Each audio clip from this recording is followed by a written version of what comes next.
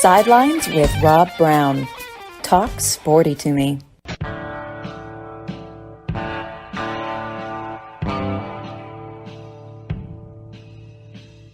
All right, Rob Browne here with you. Welcome to the Tuesday edition College Football Basketball Blitz on Sidelines, broadcasting live from Atlanta, about a mile from the Battery. God, I wish the Braves were playing. A lot of talk down here. How do we get rid of Freeman and now Dansby Swanson? But it ain't baseball season yet. But he got $177 million, as you know, to go to play for the Chicago Cubs. Johnny Ballpark Franks is going to join us. Jimmy Hodge up in Lake Zurich, Illinois. Johnny, of course, in Nashville. We'll be with you for the next 2 hours, as we are every Monday through Saturday, 2 hours each day, www.sidelines.live, 680thefan.com, the podcast park over in Atlanta at the Battery. Our good friends Chuck Oliver and Dan Mathews are there. Southern Sports Today. Tune in right after us. They're on 11 to 1 Monday through Friday. All college football all year long. The great minds in college football join them to chime in and give their thoughts year round. It is great stuff. It's so us and them back to back. It's 4 hours. And then the on Mondays. Johnny Ballpark Franks. He had Jeff Rutledge on there last night. We're going to talk about that in a minute. Also, in the second segment, we will, of course, be joined by Dan Mathews. Top of hour number 2, Jordan Hill, 24/7 Sports in Athens, Georgia, talking about the Dogs as they get ready for the first round of the college football playoff in Atlanta against the team that the national media adores, worships, fetters over, the Ohio State Buckeyes. That's going to be a fun one. And then in the fourth segment, Yancey Porter checks in from Oxford, Mississippi, talking about Ole Miss. A lot of concern from people. I'm seeing it about, wow, Ole Miss is losing some commitments. We know Jake Thornton, offensive line coach, has headed over to Auburn.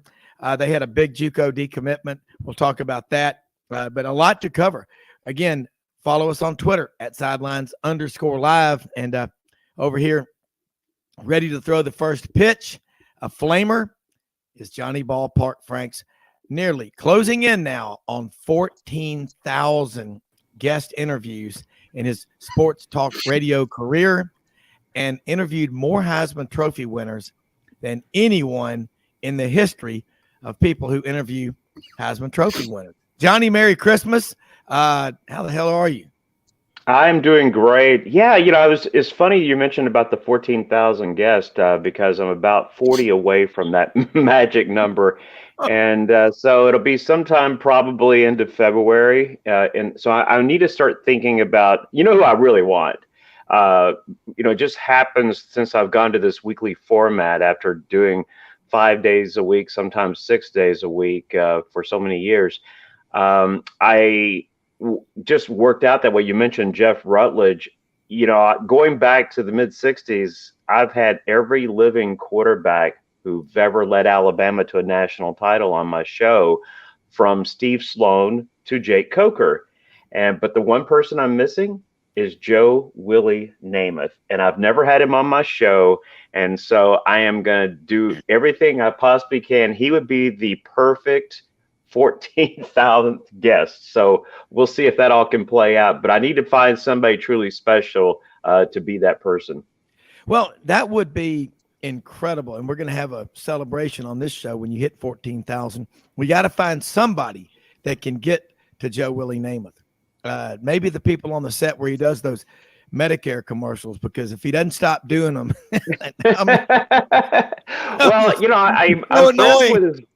I'm friends with his daughter on Facebook. I know business associates, so I can get to him. The question would be, will he say yes? So we'll see if this all pans out. But before then, there's a lot of sports to cover between now and end of February, early March. Yeah, but 14,000. Now, I got to ask you this question, because Jimmy just asked me off the air. Is that 14,000 different people, or some of them are okay? Some of them are the same. No, okay.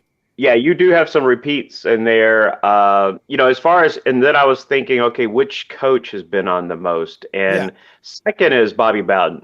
He was coming on my show 2 to 3 times a year. But number one on the list is actually Tim Corbin. I had Tim Corbin on from 2015 to 2021 every week during the baseball season. So he's been on my show well over 100 times. So as far as coaches, Tim Corbin has that honor, and what a great guy, because, here was an individual when everything got shut down with COVID, he is one of these deep thinkers. The things that we talk about on the air, even during the baseball season when Vanderbilt was playing, are things that people can utilize in their daily walk, helping themselves in their personal lives, in their business world. And it's the same thing why Vanderbilt has been so successful in baseball. And I have people even now wanting him to be on the show, not to talk about necessarily Vanderbilt baseball, but just to talk, because he is that kind of a guest. And if you never had him on your show, you need to reach out to him, because he is really an incredible guest. Oh, I'd love to have him. In fact, I remember being up with my kids at the grandparents' house in Franklin, Tennessee, when he got to Vanderbilt, and listening to him and reading about his vision he had for Vanderbilt baseball. He talked about how many great players that there were within a 250-mile radius of Nashville, and he could build a national power program, and he's done exactly that. And the Vandy boys it's exciting. And he's from Maine, I believe, but he is a deep thinker, and that's the kind of personality or temperament that I think works really well in baseball at all levels. Well, that's why he's successful. Well, we were joking because, remember during COVID, you would sometimes see great games or whatever. And, he had chances to, see Vanderbilt play at times, as far as, I look back at the College Baseball World Series, because at that point when sports got shut down, they were going to all kinds of archives playing past events. And we were joking, even knowing the outcome of ball games. I asked him if he ever, as he's watching a game, knowing the outcome, if he's ever watching a game and try to think, maybe I should do this or maybe I should do that. No, he's already made those decisions, in prior seasons. Yeah. Well, and watching the great coaches, they do. Nick Saban is the one who says it the most about a process, but anybody that's successful has a process. I mean, read that book, The 7 Habits of Highly Successful People. One of them is don't listen to negative talk radio in the morning on the way to the office. And I think there's a lot to be said about that. And then, you are what you are. Stonewall Jackson said it best. You may be whatever you resolve yourself to be. It's on the wall in the barracks at Virginia Military Institute, where my grandfather and his father and his great, they all went to VMI. Hallowed ground to me. But Tim Corbin, if I can get him on this show, man, I'm taking notes. I will work that out for you. I'll get you in touch with his people, because he's definitely a fun guest. It's interesting. Everybody assumes that these individuals that have been highly successful, and Jimmy can weigh in on this as well. Yeah. Coaches, people just assume, well, they're so successful, they don't really care about what anybody else is saying. They don't care what fans are talking about. Wallace Wade, one of the most successful coaches in Alabama history, won 2 national titles. And then things, were not like national championship years. They weren't bad. I mean, some of these football programs would have loved to have had that kind of success. But when you come off of 2 national championships, even back in the 20s, Bama fans wanted more. And he was so thin-skinned that he made arrangements to go to Duke. But you know what the funny and ironic part was, and we've talked about this, he played out his contract in his final year, talking about the ultimate mic drop. He wins another national championship, Alabama's 3rd in their history, and walks away to Duke. But, it's interesting what motivates some of these individuals. I mean, George Steinbrenner, the late owner of the New York Yankees, very thin-skinned. And you would think that people with this kind of power and in these type of positions would ignore the outside noise, but they can't for whatever reason. Everybody's, hey, look, they're human. Yeah. And one thing about George Steinbrenner that only an idiot savant like myself would know, in 2010, that was the year we had no estate tax in this country, but they took away, the IRS did, the Treasury, the step up in cost basis. Okay. So his entire estate was able to pass estate tax free, But if you inherited any stocks or what have you in there, you didn't get the step up in cost basis. But so his money is out there somewhere. But God, he was a lot of fun to watch. Jimmy, I know growing up as a Yankees fan, you loved him, didn't you? No.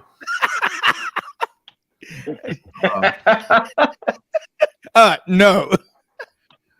You know the old saying, when these baseball contracts and salaries got totally out of hand, and then the Yankees really started to really flex their muscle, there was always this saying, and I guess up this very day it's still true, is that there's stupid money, just out of this planet money, and then there's Yankees money, and they have the ability to spend it whenever they want. And but it's just amazing to me, Johnny. I was curious what you think about this, that the Yankees haven't won the World Series. In fact, they've only won one World Series, I think, since 2000. Forgive me if I'm a year off, or in 99. But anyway, they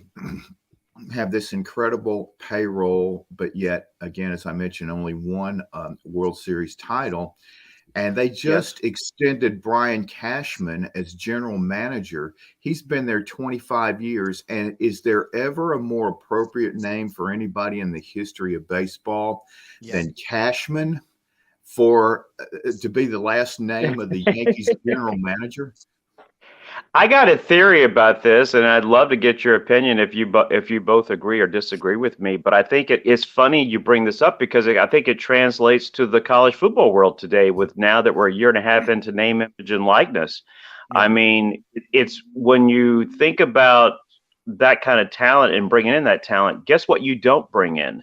You don't bring in guys that played 3, 4, 5 years together in the minor leagues, going through the system, used to playing with each other, having that chemistry, and then they make it to the big leagues and they're playing together and everything comes together and they end up winning a World Series. When you're bringing in outside folks, you don't know what you're bringing in as far as that mix, as far as the chemistry in the locker rooms. And we're seeing that too with name, image, and likeness. Yeah, you may be able to fill some needs as far as, like, for example, with the transfer portal. But the problem is you're also bringing in somebody who's, for whatever reason, wanted greener pastures, lost his job to somebody else. And so you're bringing in that mindset to mix with guys that are, coming in together like a freshman class. And sometimes it works, sometimes it doesn't. And look at Alabama. This Alabama team, although talent-wise, lost some folks, but this Alabama team, there was a reason why they were the preseason number one. Yes, the injuries certainly impacted them in the Tennessee game. Bryce Young was not able to practice hardly at all that week as far as being able to throw. He wasn't 100%. But, 2 plays, that's the difference from Alabama being one of the 4 playoff teams competing for a national title and not. But, you don't know what you're going to get when you start disrupting and changing that chemistry in a locker room. As for fans who've never experienced that, if you've ever worked in athletics, I don't care if it's football, basketball, could be cross country, track, whatever, it's a sisterhood, it's a brotherhood, depending on what sport we're talking about. Sometimes it works, sometimes it doesn't.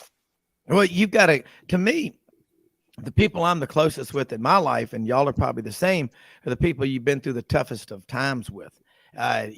You can't fake bonding. You can't microwave it. It doesn't work that way. And we had Auburn's athletic director, John Cohen, on the show yesterday, and he made a great point that the current model in college athletics is not sustainable long-term. Right. Because I'm thinking about this, and it's Christmas right now. Ask yourself this question. Am I sending more money to my school's collective for kids that I don't know, athletes, than I am spending on Christmas presents for my own family? Well, that's a sad thought, isn't it? Whoa, whoa, whoa, whoa. Well, but that's kind of how it is. That's why I think Rob just depressed me with that thought. That's a deep thought, and that just, in the ironic part, it took me back to, my days working in college athletics, and it's like, God, that is a sobering thought, and that's kind of depressing. So that's all right. I'm gonna call you Mr. Grinch now, Rob. No. It's ironic because I just added a Grinch to my outdoor decorations. I when these blow up Grinches, and I'm gonna just nickname it Rob now. No. But look, please. But Jimmy and I were talking with John Cohen yesterday, and I was impressed with it. And Jimmy, jump in real quick on that one.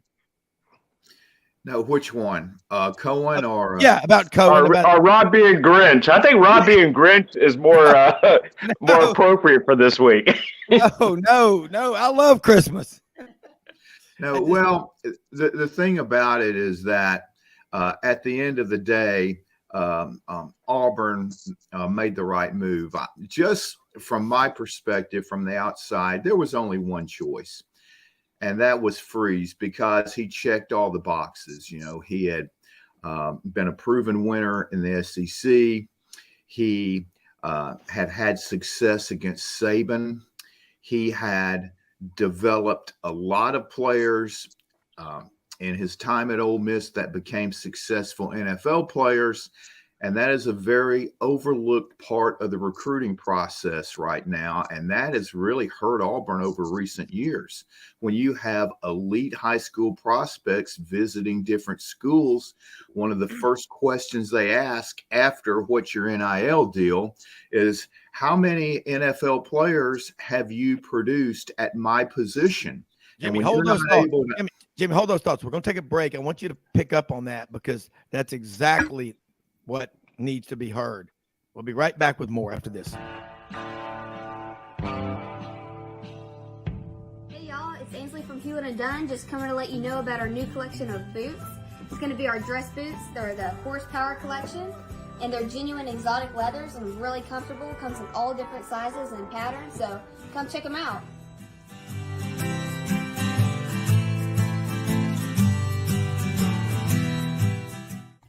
Red River Ford and Toyota, located in Wynne, Arkansas. If you're in the market for a new or used car, truck, or SUV, call, go online, or drop by and see them. Located 45 minutes from Memphis, go off the 4-city exit on I-40 and go north about 15 minutes on Highway 1. Easy to work with and still believe in customer service. If you live out of town, they will deliver your vehicle to you. RedRiverFordToyota.com. Just see what they can do. Strengthen your seed zone this spring with quality tillage equipment from House Industries. Located in Cherry Valley, Arkansas, House Industries specializes in manufacturing superior equipment that will minimize your downtime and keep you working in the field. To ensure the highest quality control, all design, fabrication, and testing takes place in a 99,000 square foot manufacturing facility located right here in the heart of the Delta. Locate your nearest House equipment dealer online at houseindustriesinc.com. House Industries, breaking ground. Sidelines with Rob Browne. Talk sporty to me.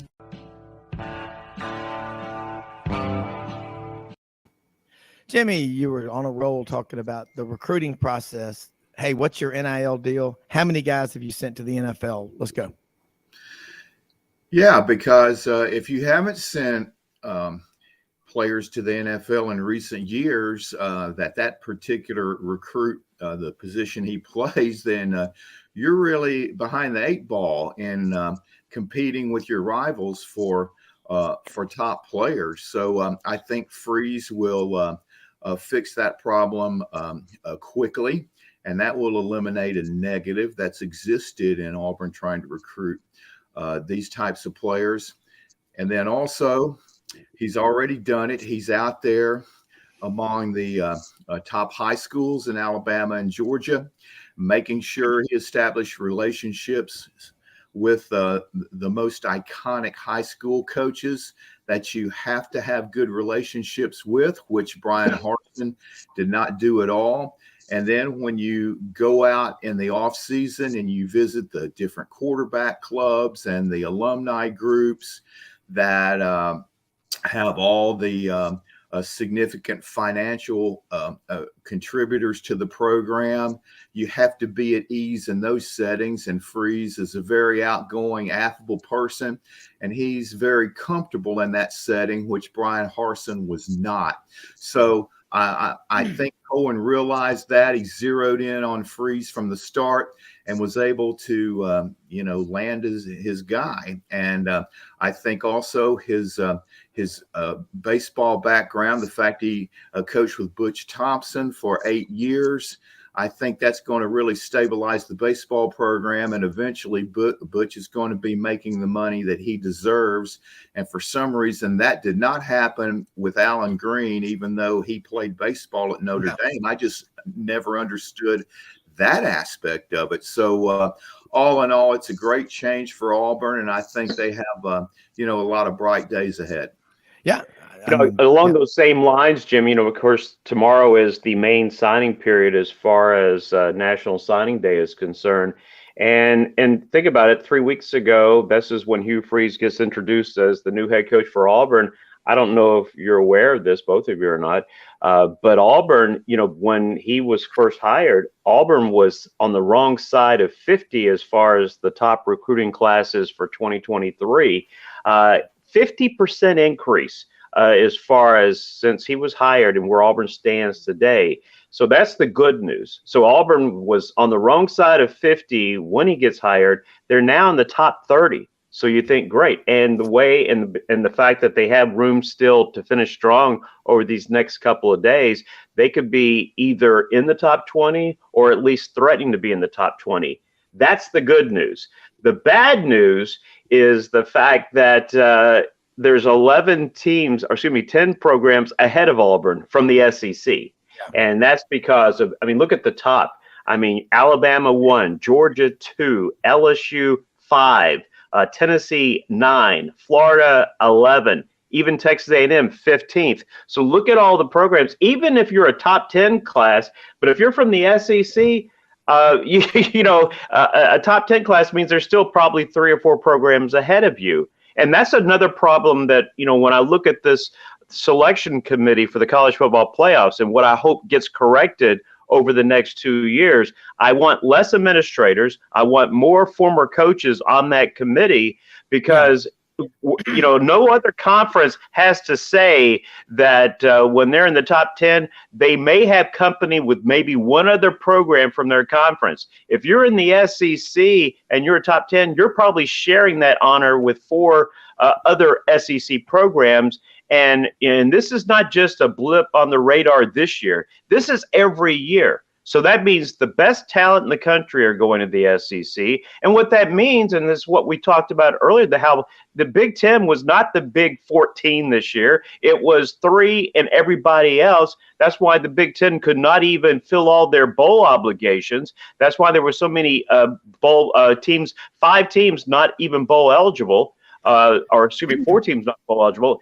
And this is the problem where, it extends to the committee even, where I want individuals that were coaches in football to be making these decisions who are going to be these playoff teams. Well, it's like that with anything. You look in the Pentagon, the higher these people go up the ranks, the more they sit on their butt and tell everybody else what to do. And they're just jockeying for a position on the board at a think tank of a defense contractor as soon as they get out of it. And that's what happens when people hang around too much and they get too distant from the job itself. And I agree with you 100%. And I should have trusted my memory. 5 teams. So the 14, 5 were not bowl eligible this year as far as the Big Ten. That speaks volumes for me.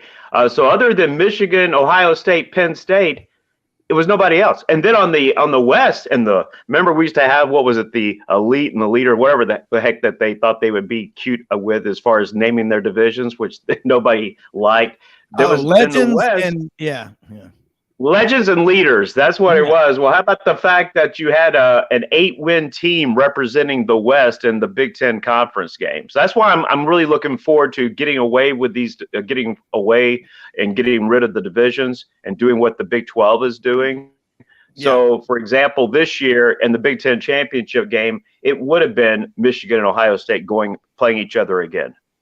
Yeah, and that would make sense. But you look in recruiting. I mean, I put out on Twitter, Auburn recruiting looks like a business that was closed for the last 2 years. Let's say for the virus, because nobody would show up to work. But now for 2 years, the doors were closed, and they've suddenly 3 weeks ago reopened. And I think it's fair to say, Brian Harsin and this staff have had more in-person meetings in homes, high schools, coaches' offices in 3 weeks than they did the last 2 years. I mean, than the Potato Boys. I'm not talking about Hugh Freeze. I'm talking. Yeah, my wife just reminded me. Jimmy was talking about this earlier, and I'm going to. I agree with the point he was making, but I'm going to disagree with the 1.1234 how the order is. As far as when you're in the living rooms and the first things coming up talking about name, image, and likeness. See, I don't even think that even gets brought up. You know why? I think it's discussed before they even have the meeting in the living room. So that's already off the table, because otherwise you're not even getting the meeting anymore. I think that's how important name, image, and likeness, especially the top recruits in the country. I think those types of things have already been discussed, already been laid out to the point. So now when you're actually meeting with the families and the student athletes, you're actually talking about the other things, because they already are aware of what name, image, and likeness is and what that means for them if they decide to go to your particular program. I'll tell you how true what you just said is. And I know this from someone that is in that business. They said there was a highly rated student athlete at a city in the South. I'm not going to name it. I don't want to be that specific, but I do know this. It's a fact. In order for you to have a meeting, his people, this is what makes me sick, his people, some 17, 18-year-old kid, demanded $35,000 cash just to set up the meeting. That's disgusting. I mean, that's like a seventh grade. This is going on. Remember the recruitment of Marcus Dupree. I mean, that wasn't a joke about the uncle, because everybody had an uncle. Think about it from their perspective. Look, I helped raise this kid for 17 years. This is my lottery ticket, and now it's legal to do it. As far as this is my only opportunity, how many times can I get $25,000 for them to talk to my nephew, or for example? And so they are taking full. It is disgusting. It's not because of anything they did, but they're going to take full advantage of it, knowing it's a way into the door possibly to get, because you never know which door is going to lead you to a dead end and which door will lead you to the possibility of being able to sign that student athlete. Yeah. Well, Johnny, what I wanted to say about that was when you come into the recruit's home, even though you've been discussing NIL beforehand and so forth, I think a lot of it depends on who is going to be there. Is it going to be the uncle along with mom and dad, or is it just going to be mom, a single mom, and her mother, the grandmother that were so influential in raising this youngster? Or is it going to be both parents? Is it going to be a mom and a stepdad? Is it going to be, the high school coach who's been very close to the family during his entire career and all that?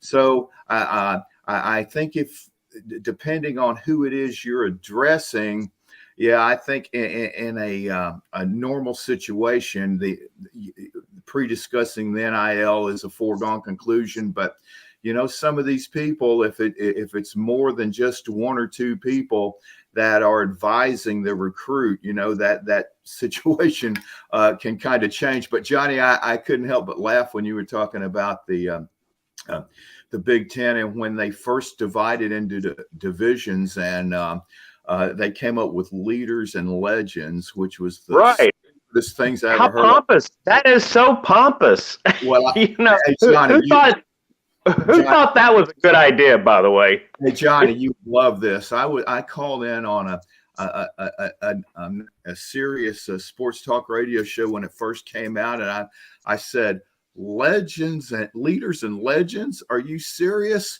Were Meady and Oker not available? That's a great one. I like that. Jimmy, you left off, though, of the people that'll be there for the meeting for NIL. You mentioned parents, step-parents, aunts, uncles, grandparents. of course, don't forget a pastor or two will have to be there to make sure everything goes okay. Well, I mean, quote family advisors. yes, family advisors who, of course, I'm going to tell you a true law story.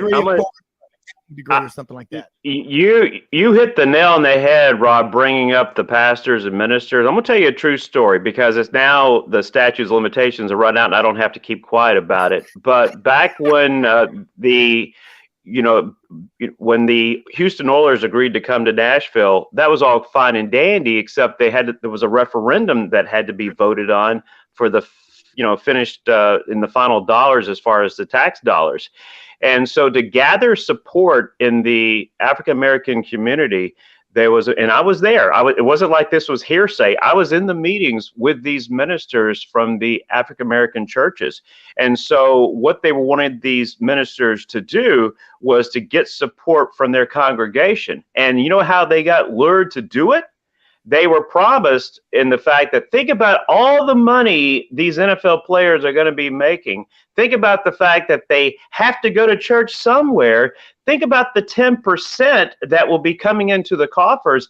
That's how, and to me, I was so disgusted by it when you're blending, religion with business like this. But that was the way they convinced the ministers to get their congregations on board, was the promise of all the dollars that were going to be coming in with these NFL players and the 10% possibility for their churches. Wow. Oh, and I'm not making that up. I wish I was making that up. Even today, now it's been 26, 27 years later. Yeah. I'm still disgusted by it because I can just like that take myself back to those meetings. And it was like, oh my goodness, I even today, it just still, it's hard to believe that something like that actually happened, but it did.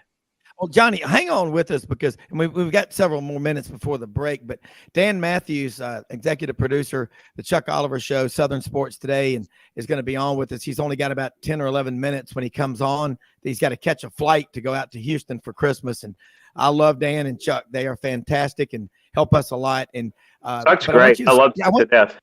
Yeah, and I want you to stay on with us, and let's hang on with us, Johnny, because I want to get back to what you said. We're going to talk. Dan Mathews is with us right now. Dan, Merry Christmas, and I know you are busier than a one-legged man in a kick fight, but I appreciate you taking the time to join us on this Tuesday.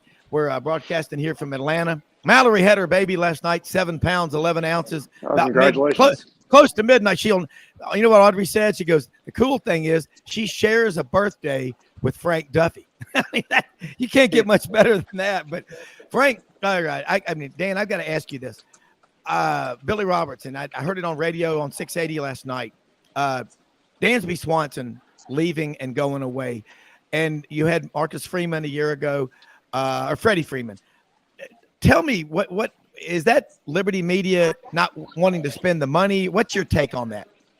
It's not wanting to overspend, I think, is the biggest one. I mean, if somebody wanted to give Dansby Swanson, 7 years, $177 million, I don't think that's the business you need to be living in. Yeah. And, that's what they decided. Now, I will say this, though, the old saying goes, perception is reality. And this is now 2 straight off seasons that you've let pillars of your organization walk. And, I can understand fans getting frustrated because I think that there's twofold. I think that fans go back to what Alex Anthopoulos has said and what Terry McGurk has said about, having financial flexibility. And, there was a quote, and I don't remember exactly, but Terry McGurk had alluded to, they wanted to be a top 5 payroll. And when you have the team that just beat you and went to the World Series and came up short, and they went out and added one of the top shortstops in baseball, that's not going to sit well with your fan base. When you have the team that you beat out to win the NL East go out and add Justin Verlander and a couple of other key crucial pieces, again, that's not going to sit well. So, I mean, I'm one of those that is a strong believer in Alex Anthopoulos because obviously his method works. He's won a World Series. But, it's also, too, like I said, perception is reality. And, you kind of really, fought the dangerous battle 2 years in a row now of falling behind and having to claw back and win. You can't keep being in that business. And, the good news is most of their core is locked up for a good amount of, coming years. But at the same time, though, too, I mean, you can't keep losing crucial pieces to your organization and tell people that you're serious about winning. Yeah, and that's the tough. We're about to have to go to a break, but I you got Austin Riley there. That's got to keep you excited. No, absolutely it does. I mean, he's one of the best third basemen in baseball. I mean, he's probably the best hitting third baseman in baseball right now. So, yeah, that's absolutely exciting. And I mean, you get hopefully a fully healthy Ronald Acuna Jr. back this year. That should help. Same deal with Ozzie Albies as well. So, I mean, I think that probably, they looked at, do we want to overspend for guys, or do we want to allow for a couple of really key crucial pieces to come back from a World Series champion a couple of years ago? And I think that they chose the latter, and that's what we get. Dan, we'll be right back with more after this quick break.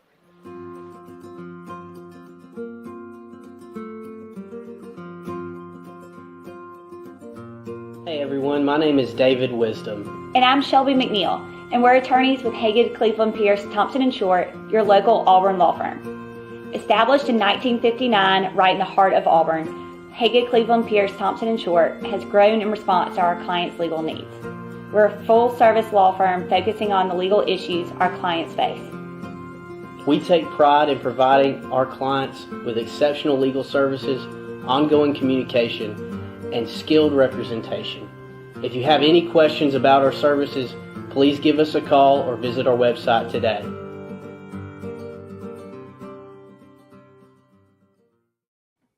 All right, Rob Browne back with Johnny Ballpark Franks, Jimmy Hodge, Dan Mathews, executive producer, Southern Sports Today, Chuck Oliver Show, and also Chuck and Chernoff on 680 The Fan. Dan, a few more minutes before you go. Let's switch gears now and talk about this big Georgia-Ohio State matchup. I'm anticipating a record crowd at Mercedes-Benz Stadium. Atlanta does it again. What do you think is going to happen in that game? Well, I mean, the crowd itself, it's going to be an amazing atmosphere. I mean, probably one of the only teams that's left in the college football playoff that could probably rival as many Georgia fans in the building as their opponent is Ohio State. We know that Ohio State travels. I found out from a trip early on in the season that it's not a long flight down here, so it's quick to get here. Even driving from Columbus and Central Ohio to get down here, so there's going to be a ton of Ohio State fans. I still think it's going to be more Georgia fans. I mean, probably closer to the 60-40 variety. But still, I mean, if C.J. Stroud's able to make some huge plays, you're going to hear the fans in the stands. I will say this in terms of this matchup. Ohio State's plenty capable of beating Georgia. And people need to not get caught up in what happened to them against Michigan and how they played all season long. They've got NFL talent all over that roster. So when you got NFL talent all over your roster, you got a chance to win the game. The problem with them, though, has been consistency and really just being able to put it together. The betting, if you're going to be betting on this game, you feel better betting on Georgia because they've shown up in these huge games. They showed up against Oregon. They showed up against South Carolina. They showed up against Florida. The same deal against Tennessee. And in the SEC championship game, the same deal there as well. Ohio State is not. I mean, there were many games this year. They're really fortunate right now to have not had a very disappointing 9-3 season. They could have very easily lost Penn State.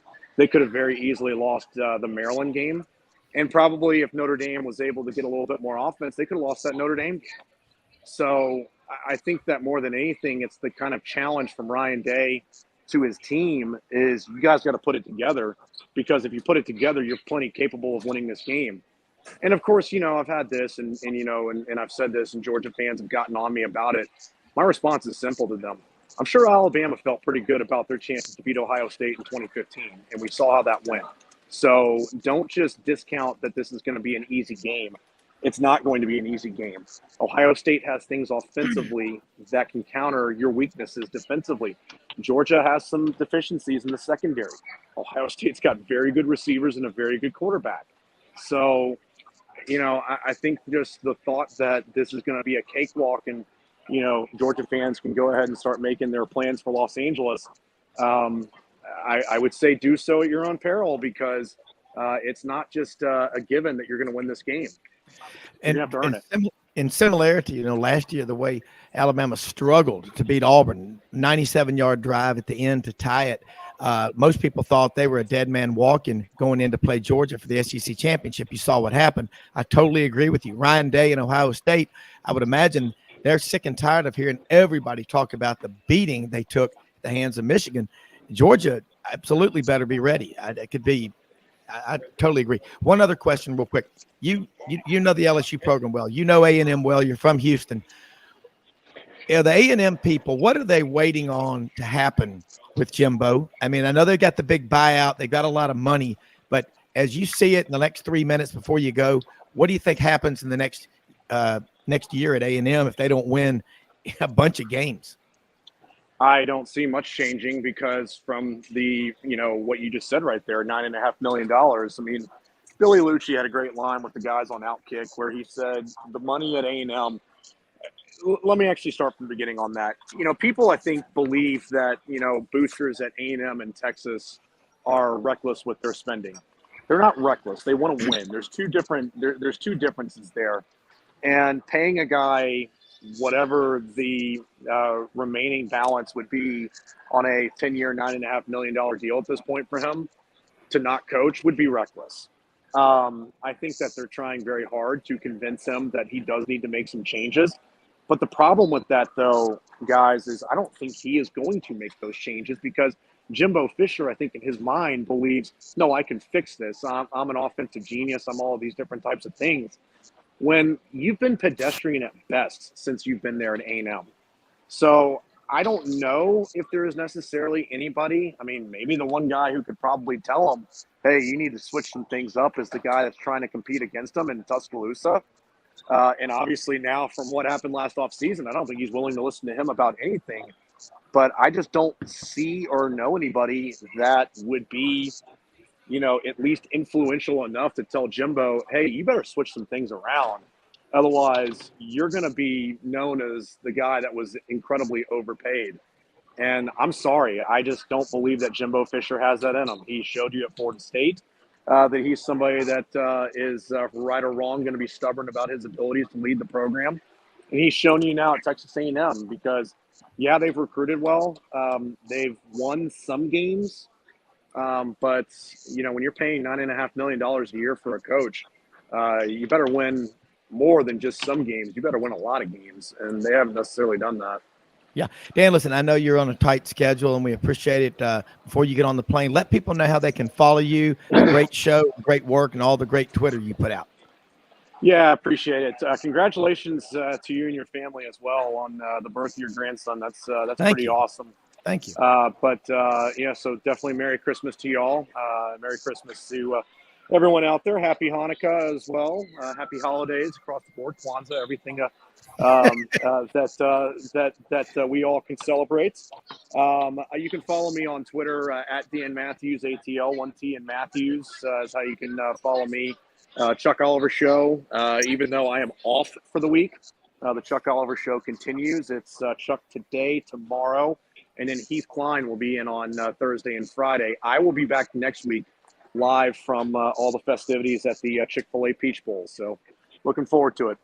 Hey, have a safe flight, Dan. You're a pro, and we appreciate it. And a Merry Christmas. Talk to you next week. All right. Rob, Jimmy, and Johnny, y'all have a great Christmas, and I'll talk to y'all soon. All right. Thank you. Merry Christmas. Merry Christmas, Dan. Hey, I'll tell you what, that is he. I think Johnny and Jimmy, I saw him at Media Days, and Dan Mathews works probably about, I'm not kidding you, 16, 18-hour days, an executive producer. And Johnny, you know this, in the radio as long as you have. It's a lot of work, and that guy's really good. And he'll tell you, make sure we get me on after the break. You don't want to go into a break, 2 minutes, talk, and have to go to a break and then come out of it. I love him. He's a truth broker. He's a pro's pro, and him and Chuck Oliver do a great job. Johnny, I want to get back to what you were saying because, man, you're a truth broker. You're a great storyteller, but you ask hard questions. You're not afraid to say what you think. I think the whole recruiting process as it is, and Jimmy nailed it, all these people. I know that I remember Auburn and Alabama didn't want anything to do with the recruitment of Jamarcus Russell down in Mobile. Someone said there were 20 people in the living room at one visit. I mean, this is absurd. And I mean, and to me, shame on you as an adult if you're living vicariously through your athletic child, some relative or anything like that. That's their money. What you need to do is teach them financial literacy. Shameless plug, but we're going to start a podcast on financial literacy soon. And Johnny, you know what I'm talking about, and so do you, Jimmy, where young athletes should be put into a finance and accounting course where they learn how to read a balance sheet, debits and credits and ledgers and everything like that. It makes my stomach turn when I hear these people say, well, we got to deal with their people. I mean, it's gross. Adults thinking that they can take money from their children. You can't you can do whatever you want, but you're a loser if you do. Well, that's just like you mentioned Jamarcus Russell, a good friend of mine, Rob Ryan, who son of Buddy Ryan and brother of Rex Ryan. He was on that Raiders staff when Jamarcus Russell gets drafted to play for the Raiders. And I'm surprised that Jamarcus doesn't have to go daily to see a chiropractor because, when he got drafted by the Raiders, I mean, one of the biggest necklaces I've ever seen worn by anybody. And he was that individual that got his, it's interesting, some individuals when they get that big contract back then, remember, it's not like today for players. I mean, think about Jalen Hurts, $1.5 million a year. You think the Eagles are getting a pretty cheap deal with Jalen Hurts? Or how about when Russell Wilson was drafted in the 3rd round? That's why Seattle was able to do so well. They were able to surround Russell Wilson with all that talent because they weren't having to pay the quarterback anything. And so, but back then when Jamarcus Russell was drafted, I mean, people earned their money before they played one single down in the NFL if you were a high draft pick. And then some folks use that knowing that they're drafted so high and they want to show everybody why they were drafted that high. Give me the Tom Brady's of the world. Here's a guy that felt slighted, and even to this in today's world, he still feels like the 199th pick of the draft because he has that on his shoulder motivating him week in and week out. Yeah, I mean, Jamarcus Russell being the first pick in the draft was like a kid born into wealth, born on third base and thought he hit a triple. Jimmy? Yeah, that 2008 season and the 2009 draft, that was the last draft in which you had basically unlimited cap contracts for rookies. You had Matthew Stafford, and then you had Sam Bradford, both signed in the $80 million range in their initial rookie contract, where after that, it's all slotted now. The number 1 pick gets a contract for X amount. The number 5 is obviously below that, and then 2, 3, and 4 are slotted in between those two guys, so where it's not out of hand anymore. And at least those first round picks have to perform in that first contract before they're able to really make the big money in that second contract. Jimmy, let me interrupt you real quick. I'm going to ask Jimmy something. Go kind of rewind, because I remember Sam Bradford's deal was like $78 million, and he was I think he was a scratch golfer, but wasn't a great pro quarterback. Then Cam Newton comes along, number 1 pick, April of 2011. And his contract was 4 years, $22 million. So, man, I like that. It incentivizes them. But in reality, what's the average NFL career, guys? 4 years, maybe 5? How many guys? Actually, less. It's 3 years. Yeah, like, I talked to Wesley Britt on here. Hey, somebody bigger, stronger, faster, that'll work cheaper comes along. Jimmy, keep going. But I'm glad you said what you said, Jimmy, because people always are asking me, kind of explain sometimes in detail and keep going about this the way they do with the top guys in the first 5, top 10 in the first round and beyond, because I want to get a better understanding myself. Yeah, well, what happens is that after the draft, that's when, of course, you start negotiating those contracts. So those agents are they're like hawks watching how much that number 15 pick signed a contract for, and then when the number 10 guy, what he signed for. And so if your guy's the number 13 pick, you can slot in between those two numbers. And even Tua, I think he was the 5th player selected 2 years ago. Yeah. His rookie contract was 3 years, $29 million, I believe, give or take $1 million. Mm-hmm. So sanity has returned as far as the NFL is involved with these rookie contracts. And then if you perform to the level that warrants you to get that big quarterback money, and I think Tua's deal, I think it was 3 years, possibly 4, but if he avoids injury and the Dolphins continue to bolster their offensive line and their receiver core, Tua is going to be into that big money in the next contract. It's just the last 2 or 3 weeks they've had a couple of injuries in that offensive line. We talk about the offensive line all the time, and it doesn't matter how good you are, you better have time to throw the ball. Not only in the NFL, but at the Power 5 level also. So there's a lot of factors, involved in a player's success. I mean, I never thought we would have a day where you've got, good grief, you wonder why the Browns have struggled all these years.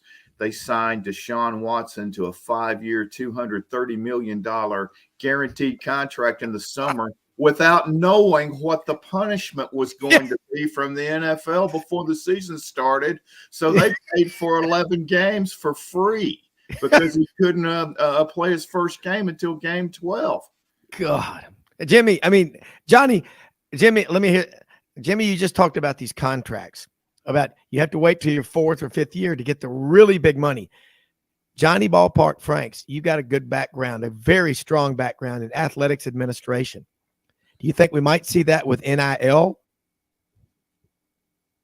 It's a possibility. And by the way, it's interesting you were hitting on something, and a lot of fans are not aware of this because, everybody just assumes that these general managers, everybody's so smart. Like, remember when we're talking about, like, for example, draft day, and you see Philadelphia trading away their first round draft pick in exchange, they'll get this, a second rounder, a 7th rounder, and all that. And people going, how did they come up with these odd numbers? I'm going to give you, this is one of the secrets. This is my Christmas gift for, say, NFL fans out there. There's a site you can go to, drafttech.com, and it's a draft, then tech, TEK.com.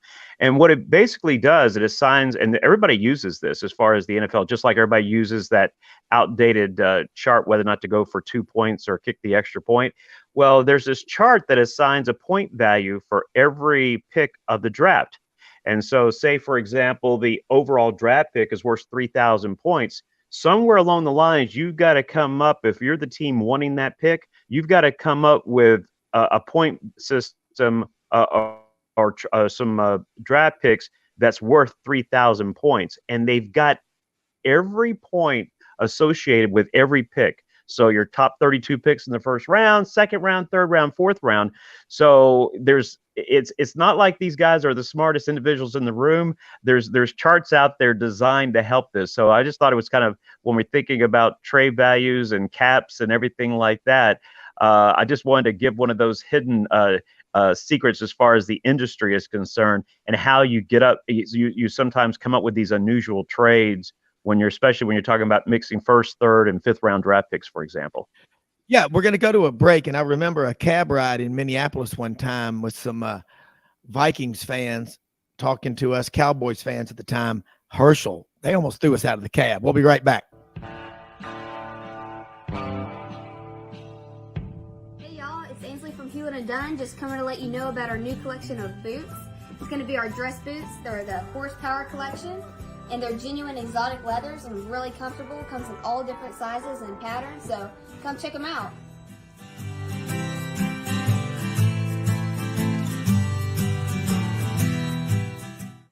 Red River Ford and Toyota, located in Wynne, Arkansas. If you're in the market for a new or used car, truck, or SUV, call, go online, or drop by and see them. Located 45 minutes from Memphis, go off the 4-city exit on I-40 and go north about 15 minutes on Highway 1. Easy to work with and still believe in customer service. If you live out of town, they will deliver your vehicle to you. RedRiverFordToyota.com. Just see what they can do. Strengthen your seed zone this spring with quality tillage equipment from House Industries. Located in Cherry Valley, Arkansas, House Industries specializes in manufacturing superior equipment that will minimize your downtime and keep you working in the field. To ensure the highest quality control, all design, fabrication, and testing takes place in a 99,000 square foot manufacturing facility located right here in the heart of the Delta. Locate your nearest House equipment dealer online at houseindustriesinc.com. House Industries, breaking ground. Sidelines with Rob Browne. Talk sporty to me.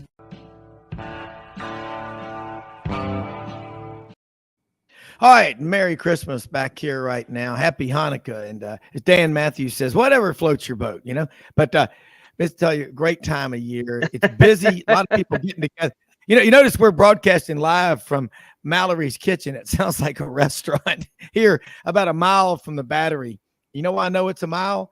Because if you go up there and you get too rowdy and have too many road sodas, it's a 1 mile walk back from the Battery to Mallory's, or you walk there, or you take an Uber there, walk home, or Uber. But let's say the traffic around the Battery is crazy. But that's one of the coolest sports. I think you hit, by the way, I think you hit on something, because remember why McDonald's is today. It wasn't the fact the great food or anything like that or the system. It was the name, and you may just hit on something with Mallory's Kitchen. I mean, that could be one of those franchise restaurants from West Coast to East Coast, just because it sounds inviting and that I'm going to go in there and get some great food. So I'm just throwing it out there. You may have hit your lottery ticket right there with Mallory's Kitchen. Oh, yes, absolutely. And we'll be heading to Kennestone Hospital right after we get off the air to go check on young Chandler. She's up there. And I love to say this. She's in swaddling clothes. I love it. What are swaddling clothes? I guess you get them at Walmart. Where to get your swaddling on aisle 7 next to glass eyeballs, I guess. I don't know. But Johnny, if you can stay on with us, I love having you on with Jimmy and me. It is fun. I mean, it's like getting, great, like out in the band, like at the Grand Ole Opry. Let's bring old George Jones. Come on up here. You can sing a song or two. See, you're going to make me feel bad now, because I do have to run, because, we're running out of days here, and there are Christmas obligations still to be done today. I know. But I always enjoy my time with both of you. And let me just take this time, too, to wish everybody a Merry Christmas, Happy New Year. I'm not going to go down the list like Dan did, but, whatever your beliefs of faith or whatever, the biggest thing that we all can take is, enjoy the moments that you have this week with loved ones and special friends, and those that may not be with anyone, reach out. I mean, Christmas is 25 years ago, Christmas morning, unexpectedly, I woke up with the news that my mom passed away. And so this could be a really down, depressing time of year for me. Instead, it is what you make out of it. And for me, I embrace all the people that are in my life, my friends, my family, my listeners, my work associates, people like you. And so whatever this is what you make out of life. And for me, Christmas will always be it's my favorite holiday. Nothing comes close to it. And even though it could be really down, depressing for me, it's not, because it's what I've made out of it. Yeah, I didn't know your mom, but she must have been a hell of a mom, because you're a hell of a man. Oh, she was lead cash. She hated this time of year because she was the head cashier at a Kroger in North Alabama. And because, everybody would get in her lane because they wanted to have conversations with her. So all the other registers would be, nobody would be there. It's like, hey, no, wait. But they would wait the extra time just to have conversations with her. But she got sick and tired of having to pick up those 25, 30-pound turkeys and things. She never got accustomed and used to doing that part of it. But we called her Lucy, and she was a special lady. And And I feel like the best parts of me, my values, my integrity, my ethics, all come from her. Oh, no question, Johnny. Absolutely. That is great. I totally agree. And tell people how they can follow you, and we'll let you go and look forward to having you all next week, and have a Merry Christmas. It's easy. You can follow me on Twitter at BP Franks Show. You can also follow my Facebook page at Johnny Ballpark Franks. Every Monday, except for the next 2 weeks, it'll be on Tuesday because of the extra day after Christmas and New Year's Day. But every Monday, 5 to 7 Central Time. In the afternoons, I'm in Huntsville on the UMP. You can listen on the radio. You can listen through the phone app or online at umpsports.com. Looking forward to 2023. So wherever anybody is going to, venturing off to, be safe in all your travels. I appreciate you all, and Jimmy and Rob, and to all your families as well. Merry Christmas. Happy 2023. Ditto as well. Thanks so much, Johnny. I tell you what, it is a great time of year. And another one of our great guests that we love having on here, Jordan Hill, 24/7 Sports, covers the Georgia Bulldog from Athens. This is another one of these guys, I talk about, Jason Caldwell is another one of my favorites, Alabama Sports Writer of the Year. This Jordan Hill works like I'm telling you one thing, works like a dozen Mennonite farmers in plow season, because he's constantly putting out. If you look on Twitter, he'll tell you how to follow him. I mean, any press conference that Georgia has, he's got, okay, so-and-so is up on the podium now, or whoever. Great sound bites, great takes, and he's a really, really good writer. True Grit journalism is alive and well. And as Larry Munson would say, Lauren, what do you got? Now I'm going to start saying, Jordan, what do you got? I'll take it. And hey, Rob, anytime I get compared to Jason Caldwell, that is one of the nicest things. I love Jason so much. Oh, I do too. Cover Auburn. And my favorite thing, just kind of randomly to throw this out there, walk around, if you ever get a chance, Jason Caldwell before an Auburn game. The amount of people who stop and talk to him and know him, he knows everybody within about probably 7 counties of Lee County. It's one of my favorite things to do. It is, and it's just, and it's you have so many similarities to him in the way you are. You don't throw stuff out there. You trust but verify. You'd rather get it right than get it first. And I mean, that's the trend. It's not about the quick sound bite. It's about doing it right. But I will put you. Yeah, Jason is just he's from Sylacauga. What do you expect? Yeah, exactly. I want to be Jason Caldwell when I grow up. And if you talk to him, you can tell him I said that. I will talk to him later today. And big one, we were talking about this Georgia-Ohio State game. And then Sunday, driving over here to Atlanta, we had the Chandler, the granddaughter, was born last night at Kennestone Hospital over here in Atlanta. And so we're listening. Georgia, Notre Dame basketball. We don't get many opportunities like that. Trust me. Auburn this year, I don't know what Auburn's going to have this year. We know what Georgia's got. They got Mike White in his first year. Talk about that Georgia basketball team, and then let's talk about Ohio State and Georgia. Yeah, absolutely. A big win. Hey, also, congratulations on the grandbaby. That's awesome. Thank you. Thank you. But, yeah, I mean, they came in. I think they were probably a 4 or 5 point underdog to Notre Dame, and I feel like they have done a very good job, Georgia has, the last few weeks, of kind of retooling their offense. They had gotten really 3-point heavy, and it was basically the games that they were winning or playing well in. It was like, well, we got to shoot well from 3 or it ain't going to happen. And my biggest concern with this team really leading into Sunday was that their bigs had just kind of been pushed around, giving up a lot of points in the paint. And then kudos to Braylon Bridges and Matthew Alexander-Moncrief. They combined 15 of 15. They did not miss a shot against Notre Dame. And a lot of those, were layups and getting to the basket. But, hey, if you can do that, do it. Came away very impressed. I think this team's probably going to be right around 500 overall. I'm not convinced, that this changes things as far as SEC play. But great win. They had missed out on getting a win on the road against Georgia Tech 2 weeks before that. They led and then had 3 turnovers in about the last 2 minutes of the game and wind up losing. Definitely the biggest win so far from Mike White. And again, I think people have a good feel for, expectations in year one, especially they won 6 games all of last year. So things are looking good, and I think if you're a Georgia basketball fan, should be pretty excited about how things have started.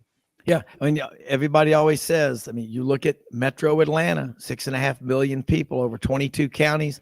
They're 159 in the state of Georgia, but still, if Georgia can tap into that, watch out. And that's the big if.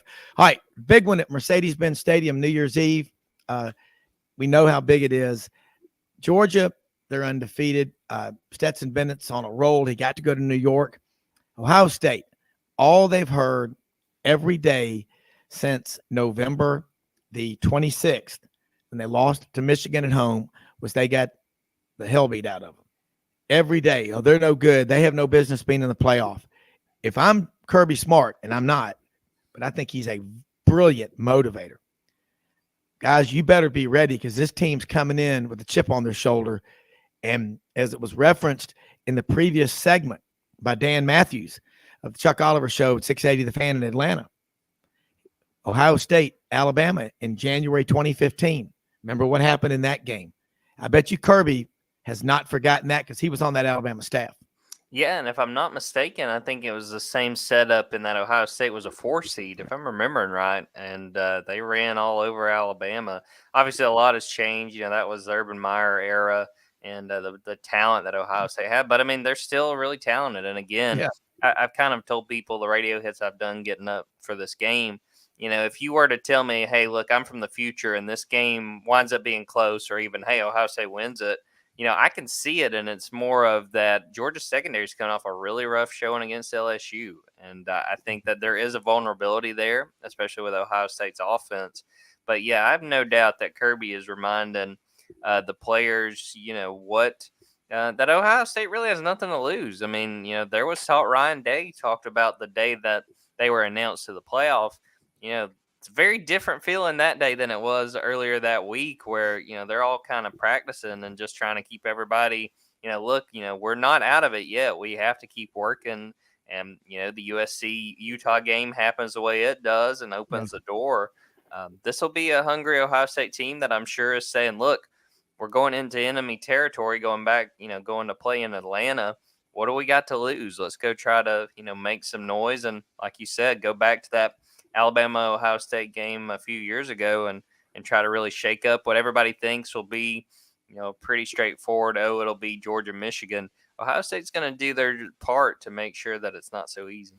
Yeah, when you get to this level, I mean, Jimmy knows it, talks about it all the time. At Ohio State, C.J. Stroud's a hell of a quarterback, and they've got a lot of talent. They give up a lot of points, though, and the Big Ten this year, you know, you couldn't fill all their bowl spots.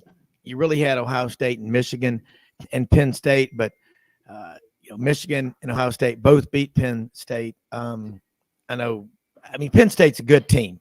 They are. And the Big Ten, typically it's the second best league behind the SEC.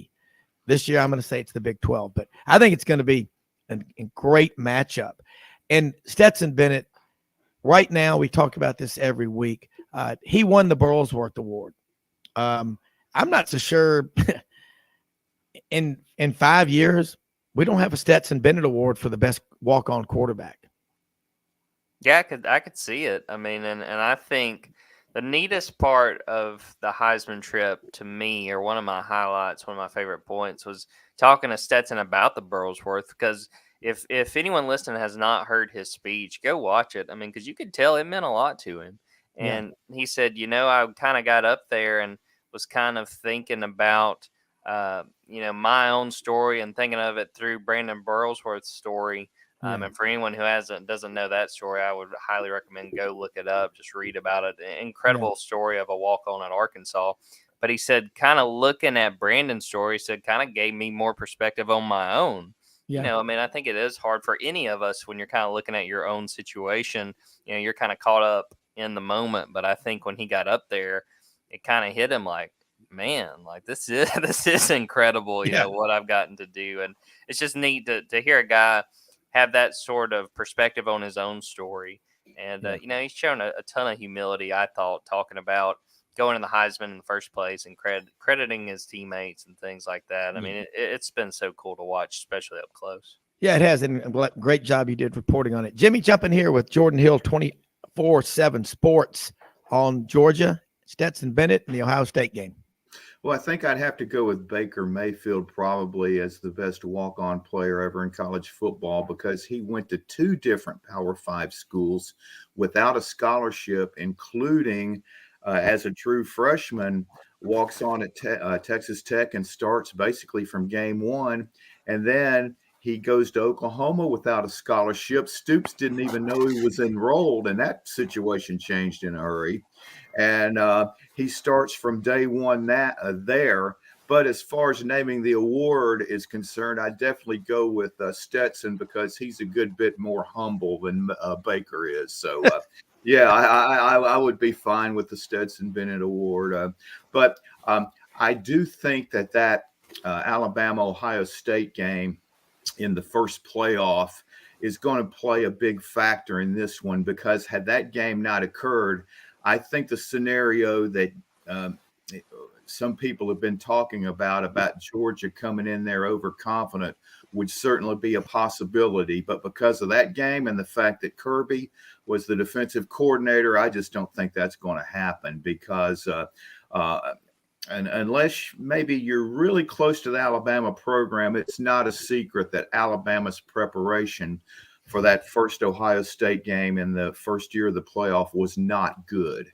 Ohio State was starting their 3rd-string quarterback. Yeah. They thought they would be able to do what they wanted to, but as it turned out, Cardale Jones was the only quarterback that could hurt Alabama with the vertical passing game, whereas Braxton Miller and the kid from Wichita Falls, Barrett. Yeah. Neither one of those guys could throw the ball downfield. And I mean, he looked like a combination of Ben Roethlisberger, and Cam Newton, really. I mean, he was just sensational. But had either of those other 2 quarterbacks started, Alabama would have won the game easily. And they got caught flat-footed.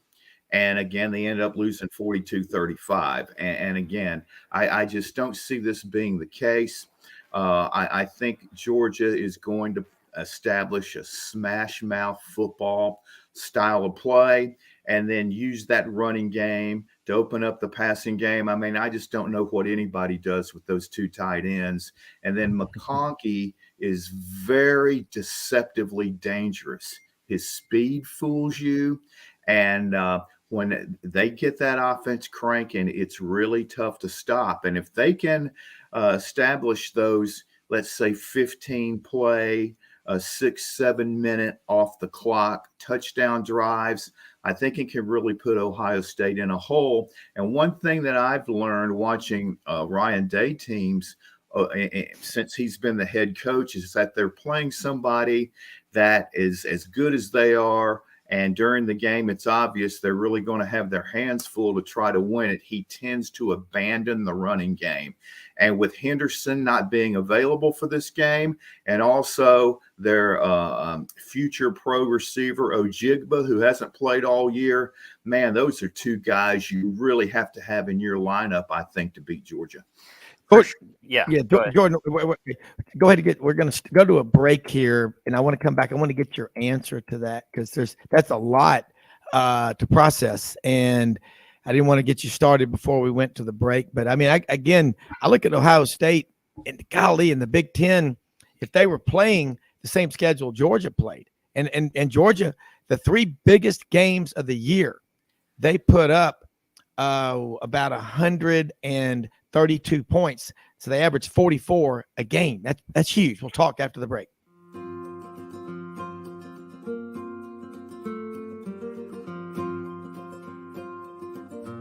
Hey everyone, my name is David Wisdom. And I'm Shelby McNeil, and we're attorneys with Haggard, Cleveland, Pierce, Thompson & Short, your local Auburn law firm. Established in 1959 right in the heart of Auburn, Haggard, Cleveland, Pierce, Thompson & Short has grown in response to our clients' legal needs.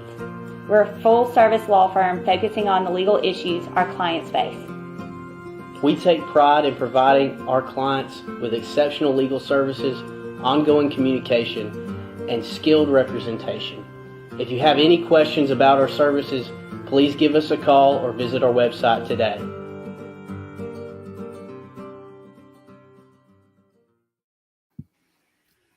All right, Rob Brown back with Jordan Hill, Jimmy Hodge. Jordan Hill, 24/7 Sports on this Georgia-Ohio State matchup. Wanted to go to the break and come back and get your answer, your response to what Jimmy said. Yeah, for sure. And the thing that I kind of keep going back to with this game is I think the greatest advantage for Georgia is that there has been this break since the SEC championship game. I feel like, truthfully, had this been a situation where, the LSU game's December 3rd and they play Ohio State December 10th, like it was in the regular season, I think Ohio State would have a much better chance. But you give Kirby Smart, 3-4 weeks, again, specifically to get the secondary sort of in order and to figure out what went wrong in parts of that LSU game.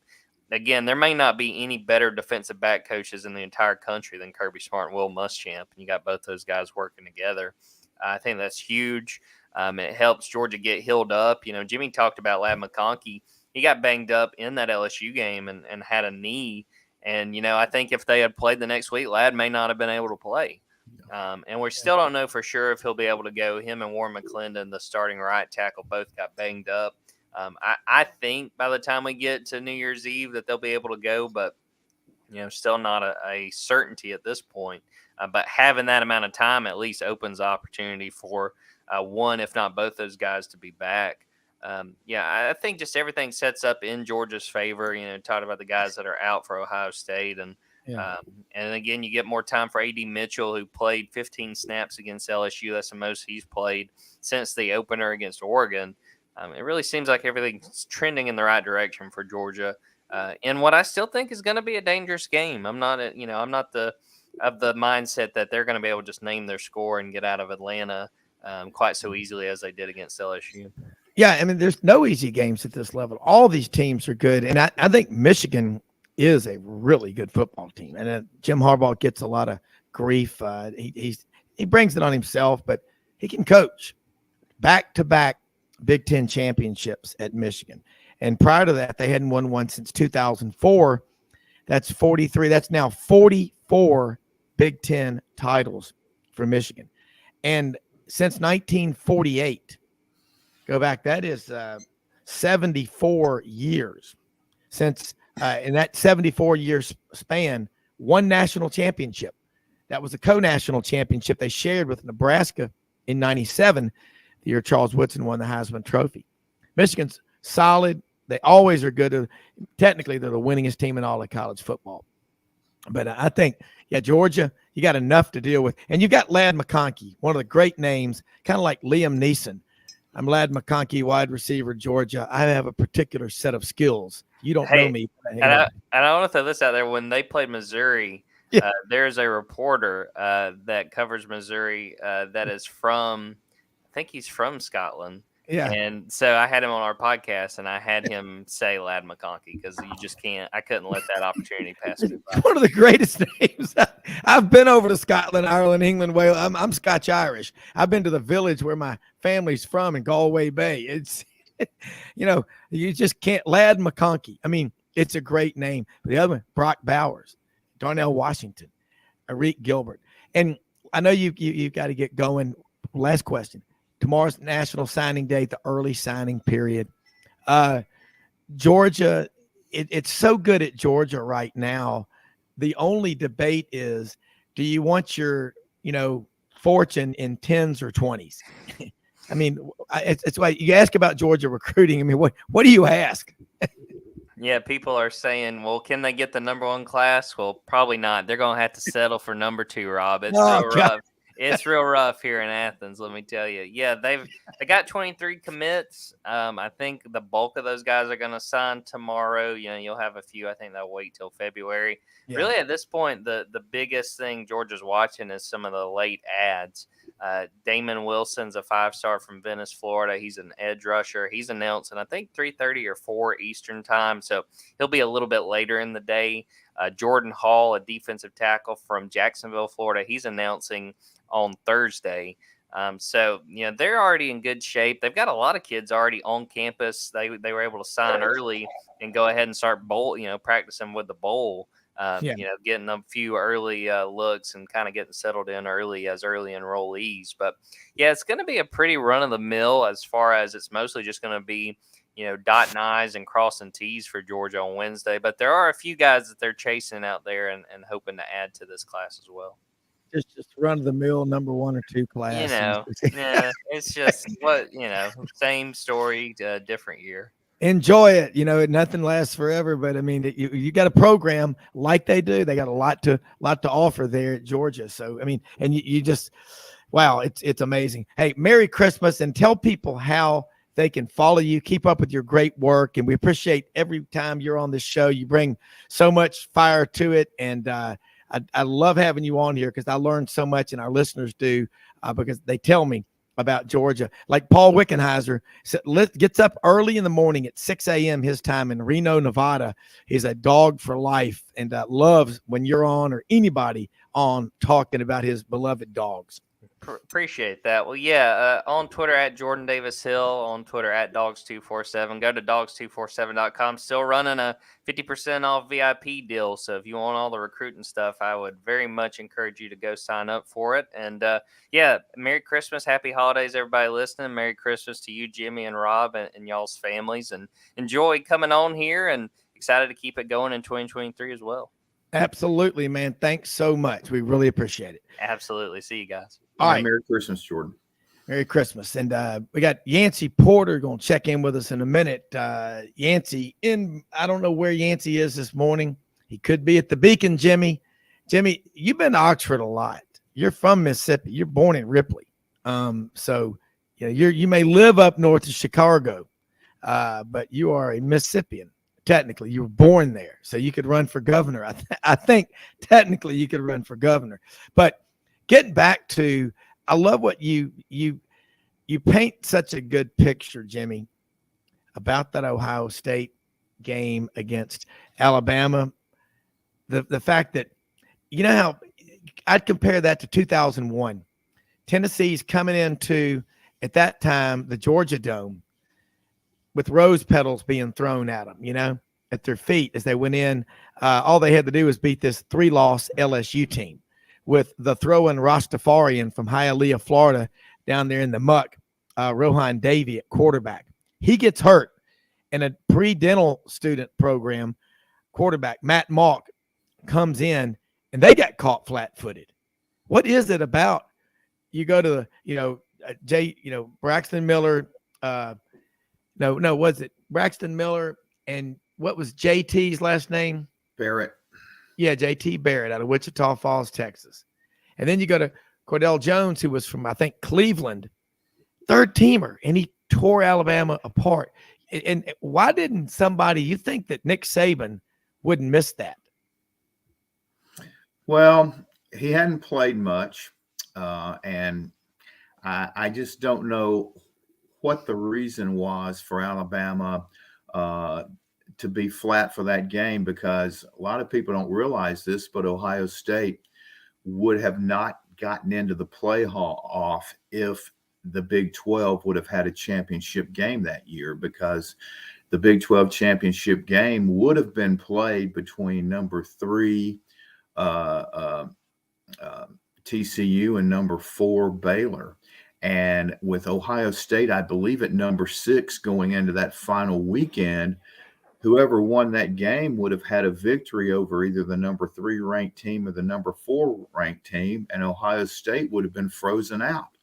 But since Ohio State beat Wisconsin, I think 59-0, and if you can believe this, yeah, Wisconsin was favored in the game by 2 or 3 points. And so that allowed Ohio State to jump over a TCU and Baylor. And by no coincidence, it wasn't long before the Big 12 resumed having a conference championship game. And then you go into the game, and again, since Jones had not been very experienced and they took control of the game early against Wisconsin, I don't think Alabama really paid a lot of attention to the success that Ohio State had with their passing game, in that Big 12 title matchup. So it was just a combination of factors, but there was no secret about the fact that Alabama's preparation for that game was not optimal, to be polite. Yeah, and you go back to the Alabama-Washington game in 2016 up in Atlanta, and that's the game. After that game, Lane Kiffin, hey, head on down to Florida Atlantic, and then Alabama ended up losing on the last play.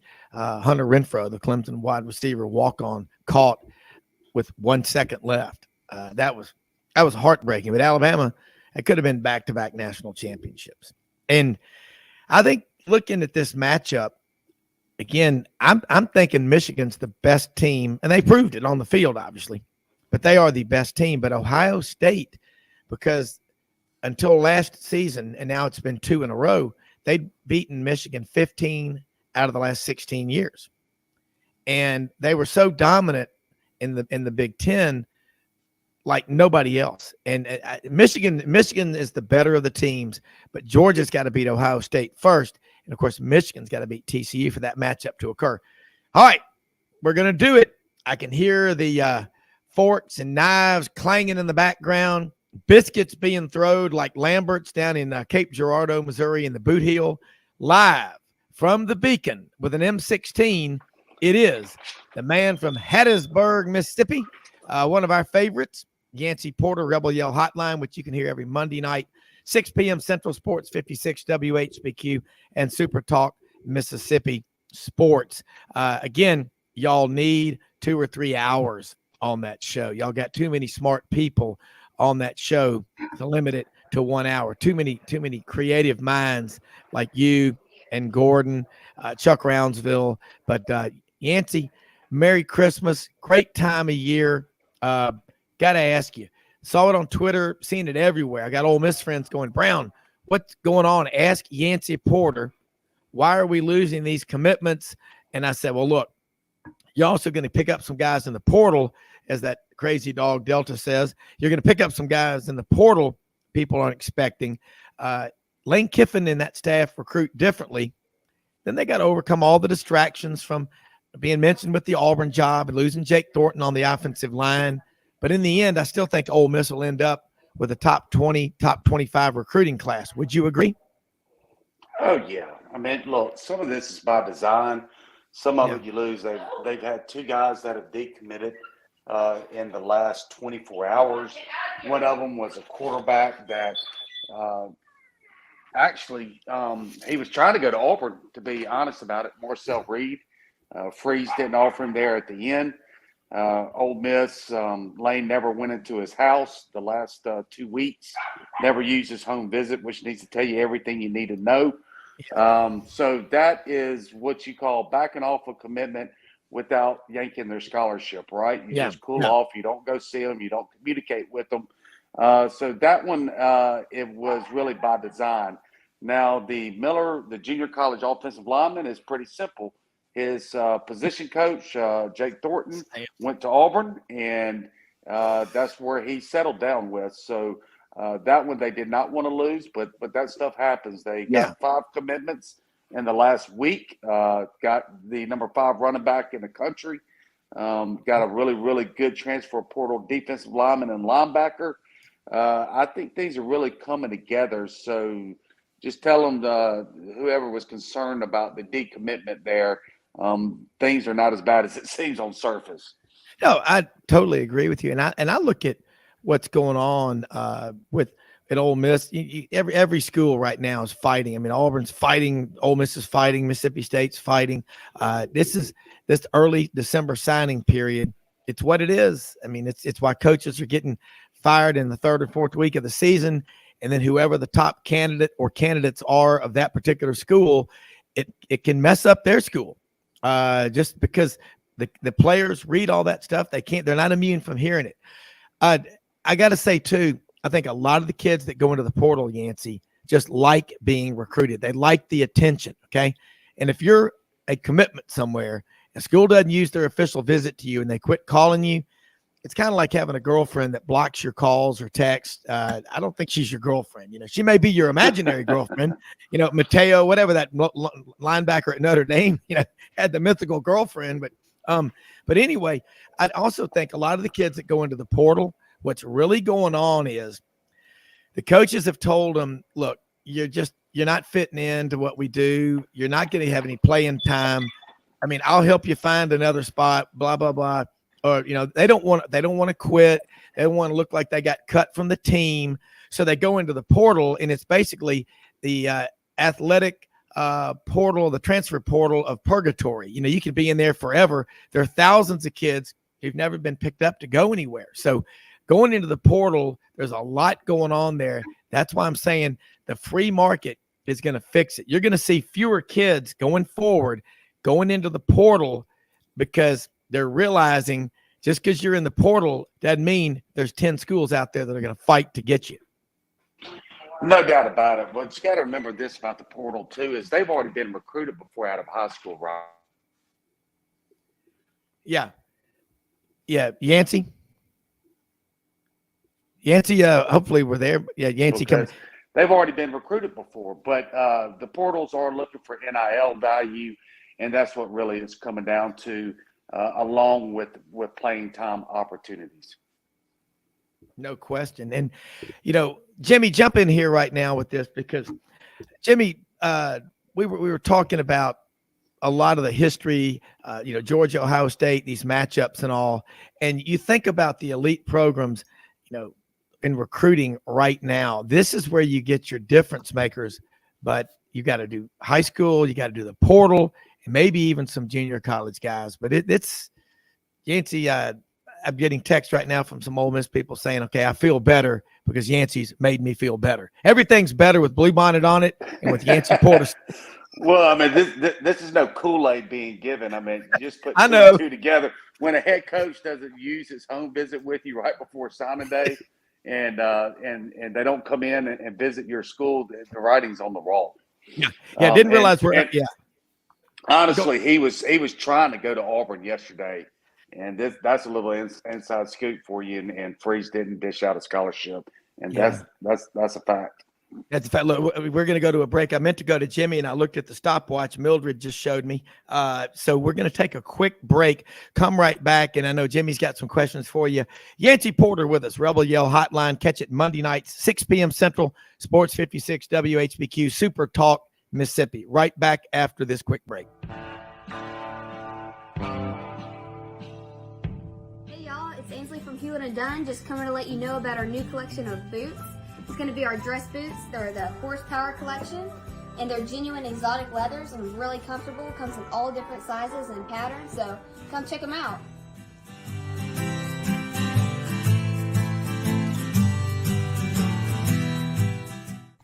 Red River Ford and Toyota, located in Wynne, Arkansas. If you're in the market for a new or used car, truck, or SUV, call, go online, or drop by and see them.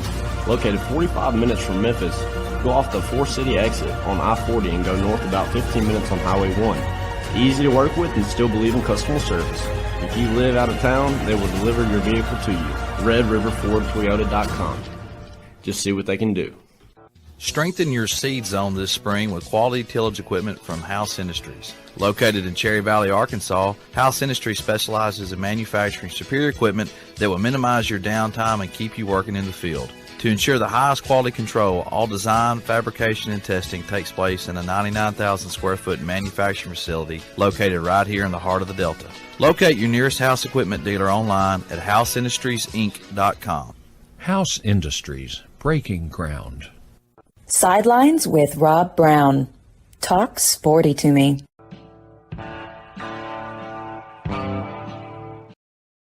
All right, Rob Browne back here with Yancey Porter, Jimmy Hodge, final segment of Sidelines on this Tuesday, college football and basketball blitz. And great takes from Yancey about what really is going on versus what most people either think is going on or want to happen. So Jimmy Hodge, jump back into this round table of brilliance. Well, I just wanted to prepare some fans for possible tsunami waves tomorrow, because over the last 2 or 3 days, this story has spread like wildfire, and it involves the number 1 rated offensive tackle in high school football, Caden Proctor from Pleasant Hill, Iowa. He'd been an Iowa commit back in June. roughly 20 minutes after USC and UCLA announced that they would be joining the Big Ten, Proctor made his verbal commitment to Iowa, and he'd always dreamed of playing there. And I think it was this past weekend or the weekend before that, Proctor made a visit to Alabama, and evidently it was just a monster visit. His mom, his stepdad absolutely loved it. He loved it. He connected with the players on a level that just shocked people.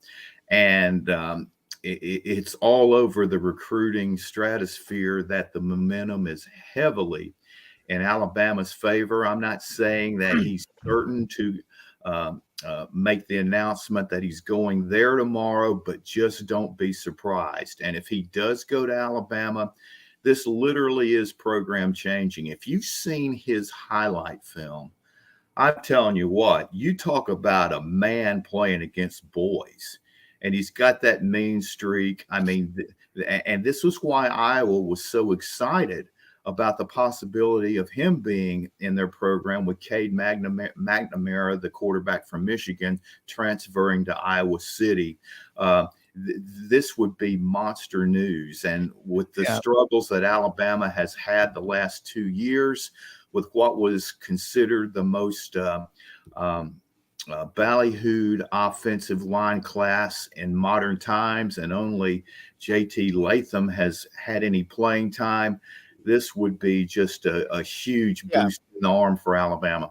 Yeah, and back to Ole Miss, I want to know, Yancey, about Ole Miss recruiting overall. Are they addressing their needs? Because hearing about Alabama's, getting another player, just stacking them up. But again, 2 years ago, greatest offensive line class in school history, and one of those guys has gotten playing time. And the vaunted,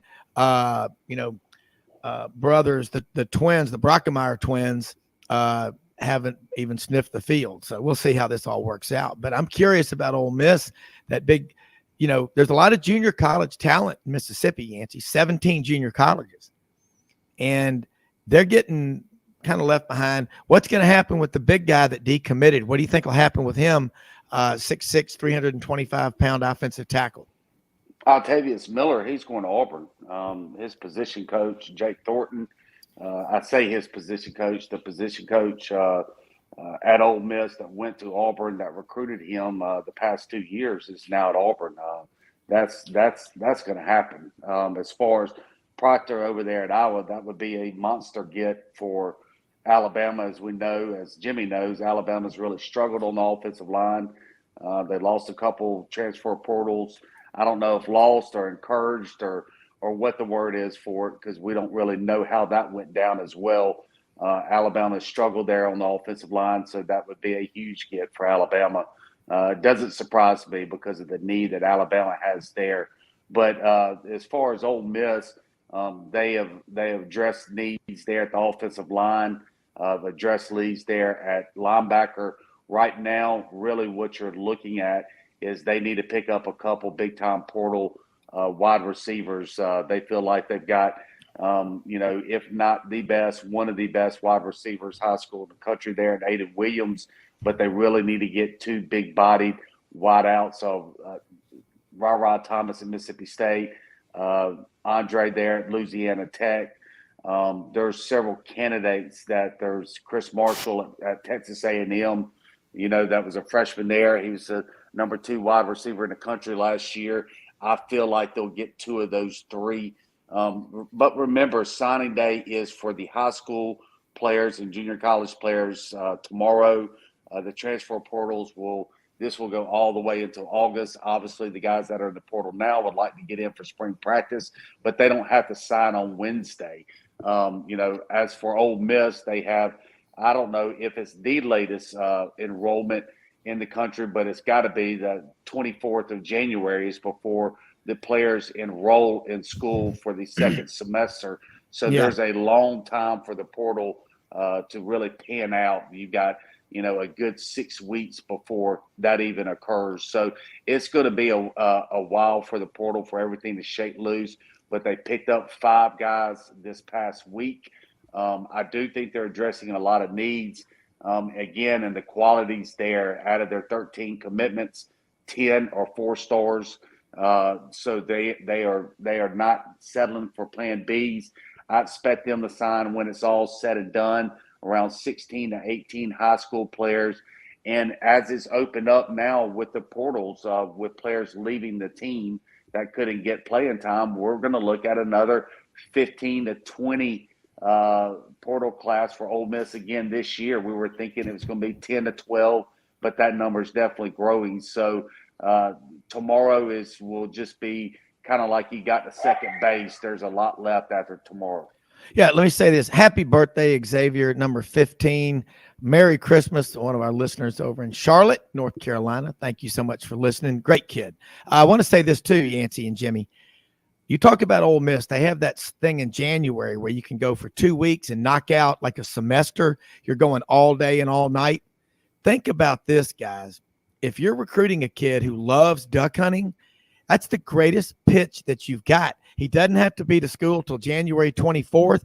The duck season ends in Arkansas and Mississippi January 31st. What a great sales pitch to use in recruiting. Yancey, have you heard anybody talking about that at the podium? Yancey, are you there? I'm here. Sorry, lost you for a second. Yeah, that is a great sales pitch there. You damn right. No doubt about it. But look, this is recruiting. Things are going to change the last 48 hours, especially with the NIL now coming into play with so many players. As you see with Alabama getting the number 1 offensive tackle on campus on the weekend before, with a young man that had dreamed playing for Iowa his whole life, but now Alabama gets to say, hey, look, we need you. We got to have you. We're not going to take you in to wait 2 or 3 years to develop. We need you right now. And they can point to their depth chart. They can point to the guys that are left in the portal and say, hey, we got to have you. So that is, something that goes around all around the country. You'll see players decommitting and recommitting and all kind of things over this next 24 hours. Look, if you bring a kid from Iowa down to Tuscaloosa this time of year, of course, I'm looking at the thing, park in Arkansas, Memphis, Friday, 4 degrees for the low, Jimmy. I don't know when he took his visit last week. I think it was nice, but what was the other guy, Jimmy, that Alabama had from Iowa? Pierce Slobnocker. What was his nice name? Yeah, I'm trying. Pierce Bacher, I think. Yeah, Pierce Brosnick. And then you also James Bond. Yeah, they've had success with Midwestern linemen. They also had J.C. Hassenauer, and so there is a history there of success from players in that area, and that can really be a plus when these youngsters know that. But Yancey, what I wanted to ask you about, and I'm not a mathematician, and I want to see if we can use your insider status at Ole Miss to see if we can tabulate this. But you mentioned that you look for Ole Miss to bring in 16 to 18 high school recruits, and then maybe between 15 and 20 portal guys, which would put us in the neighborhood of around 30 new additions. And I'm so confused about how they change the recruiting rules every year on incoming players, because now I hear there is no limit as long as you per year, as long as you stay under the 85 total. So how does that 35 minus 80, subtract that from the 85 total? Does Ole Miss still fit in with those guys coming in under that 85 total? Yeah, they've had, I believe now, 16 guys leave into the portal. So they are able to fill all of those slots with other players. So as you're seeing around the country, every time somebody leaves your team, that opens up a spot for that signing class, right? So the 25 number, we can all just throw that out the window. Those are long gone, where you can only sign a maximum of 25 players. It's now the only number that matters is 85. So, with those 16 players that are left to this point. Now, remember, some guys will enter the portal after the bowl game, right? So there'll be even more slots that open up. You know, players want to play, and guys that are, and look, let's be honest, Lane doesn't play but about 35 to 45 players total. Yeah. In a season. This is a pro mindset program now. If you know, you've got your 11 starters on each side of the ball. I counted it on defense. You got 8 guys that play that are not starters, and on offense last year you had 6 players that play that don't start. So you do the math. You know, that's 14 players plus your 22 starters. That's 34 players that are in the rotation. And then everybody else, if you're not on special teams, it's just whistling Dixie, so to speak. So it's not a program where you are getting a lot of opportunities if you are some second string and third and fourth string. So there is going to be turnover at a program like Ole Miss as long as you continue to use that pro mindset. Well, Jimmy, you're right. I like that line of questioning Jimmy came up with, because it's like a salary cap. You got the 85 scholarship cap. It's rare for a school in normal conditions before the portal to have a full 85 on scholarship. It's rare to have 13 scholarship basketball players. I mean, usually it's 10 or 11, and you probably play 7 or 8, maybe 9 on a team in college basketball.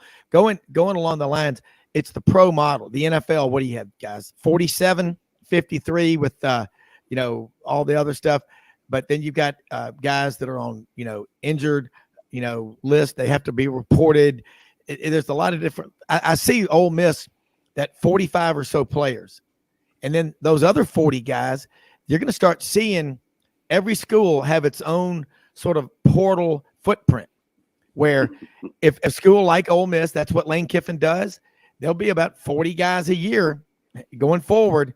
If that's the trend, that'll just, you know, hike. But again, the portal is not, I want to see some hard data, because we go back to October 15th of 2018 when the portal became the law of the land. I'd love to know how many players, you know, have missed, you know, did not get picked up by anybody. I mean, I bet you it's a pretty high percentage of players. No, I believe it's close to 40%. Okay. Yeah. So basically 40%, they were not going to get to play where they were. And rather than be embarrassed, you know, you got cut or whatever, because that's what's really happening. And now I know they got a 4-year commitment, whatever, but you can stay, but you'll be miserable if you do. You know what I'm talking about. That's how that stuff works. That's what's starting to happen here. And John Cohen, Auburn's AD, was on with us yesterday, talked about the mid-majors. He goes, I don't know of another term. I just don't. But what I see happening is the mid-major programs are becoming single A, double A, triple A baseball. You know, the Cardinals are going to get that kid, that stud from double A or triple A, and move him up, especially late in the season when they can expand the roster size. That's what we've got to be careful of, is that the mid-majors aren't just farm systems for the bigger schools. But it also works on the other side. You got kids that have problems at Ole Miss or Auburn, they can end up at a school. Not that they're problems, they're just, it used to be they went to Troy, or they went to, you know, UAB, or they went to South Alabama. So is that healthy, guys? Do y'all think? We only got about 3 minutes left. Yeah, I think it is for guys that are leaving for the right reasons. Like if you're not going to be more or less cut from the team, let's say at a place like Alabama and Georgia, just for the reason that you happen to be playing behind a couple of future NFL players, but yet those kids want playing time.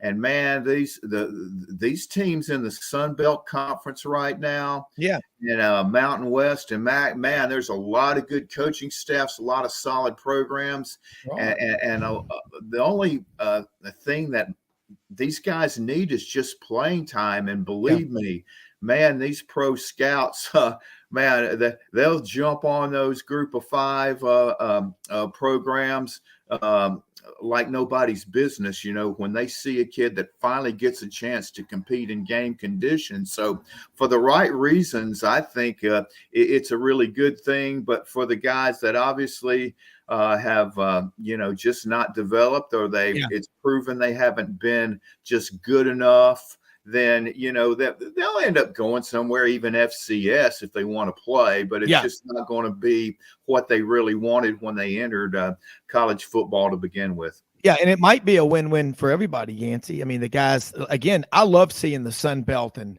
all these other conferences be successful. But as John Cohen said, we don't want all the good players just to be taken away by the but that's the free market there. That's what happens. Most often we see the face of Christ in the least among us. Don't ever forget, go give to give, don't give to get. Yancey, tell people how they can keep up with you and follow you. Merry Christmas, and thanks so much for being on the show. And I wish we had more time, because this is a great discussion. Thank you.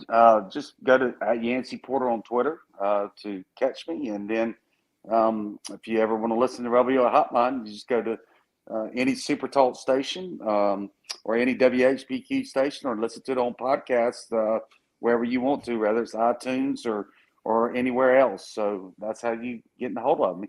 Yancey, what I love about y'all's show is that it is cool. It's like a bunch of guys hanging out at the library, or, I don't know, maybe even on the balcony at Square Books. Got to be quiet in the bookstore. But, Landry, Proud Larry's, the candy shop. I love Oxford, Mississippi. I love the people down there. It's a cool place. And I'm telling you what, best days are yet to come for y'all. I think this is going to be fun to watch the portal. Everybody, have a great day. Merry Christmas. We are out of here. See you tomorrow.